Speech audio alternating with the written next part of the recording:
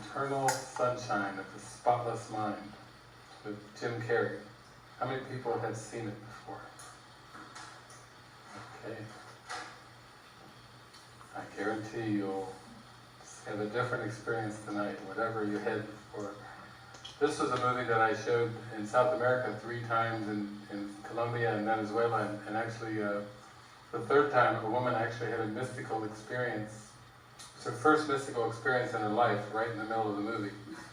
And she just came to me with tears streaming down her face, and she said, "Oh, I've been practicing A Course in Miracles for 14 years, and I was hoping to have one of these experiences that would actually show me that it's all real and true. The Spirit is real. It's not just a hopeful thing, but it's an actual thing." This is definitely a time movie. So this movie is a real forgiveness movie. It really teaches the depth of what real true forgiveness is all about. But the main themes in this movie, I think, are time and memory.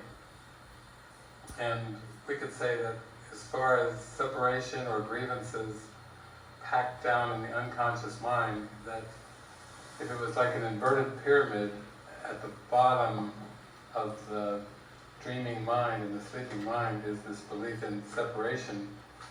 But 2 of the things that basically the ego messes with, the ego distorted everything when it projected out this world, but the building blocks, the core of the ego's strange, crazy belief system is linear time and the false use of memory, making past associations and then clinging to those past associations as a defense against the truth or the holy instant.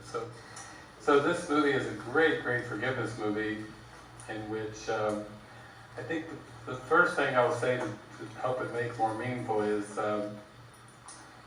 just don't have any assumptions or expectations about sitting down to watch a chronological linear movie that starts, and then moves forward in time and ends. If you try to come at it from most other movies, this will be confusing.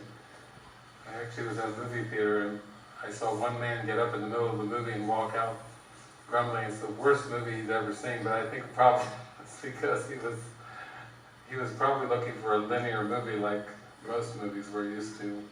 Beginning, middle, ending, and it moves along in a chronological way. This movie doesn't. In fact, there's some powerful scenes at the beginning of this movie that will circle back around at the end of the movie, which just gets you really pondering and thinking. It just adds a whole lot more meaning to what the whole movie's about. It's also the kind of movie that if you see it more than once, that it just seems to gain greater perspective every time you watch it because of the way the time is chopped up. Also, in terms of memory, this is very much a movie where we're getting the mechanism of deleting painful memories. And you might say that in some sense the Holy Spirit is in your mind reinterpreting these events and circumstances that seem to be in your memory. It's just reinterpreting all of them. And in one sense it is kind of a deleting process, that as you go on the spiritual journey, it's like you do step back and you do allow grievances and missteps to be washed away. And it's more, instead of a journey of moving forward in time and reaching enlightenment or self-realization at the end of time, it's much more realistic to think of how when you learn to follow the Holy Spirit, it's almost like you're stepping back and as if you've walked down this beach and you've got a broom and you're stepping backwards and you're sweeping all of your tracks up until you get all the way back to where you first laid your first tracks, and then you sweep the last tracks away and then it's over. So it's more, time goes backwards really instead of forwards. But in the human perception it always seems to go forward, but really it's like you're clearing and you're erasing missteps and mistakes, and you're going back toward, we could say, the original separation, and then learning to have that erased as well. So it's more going backwards.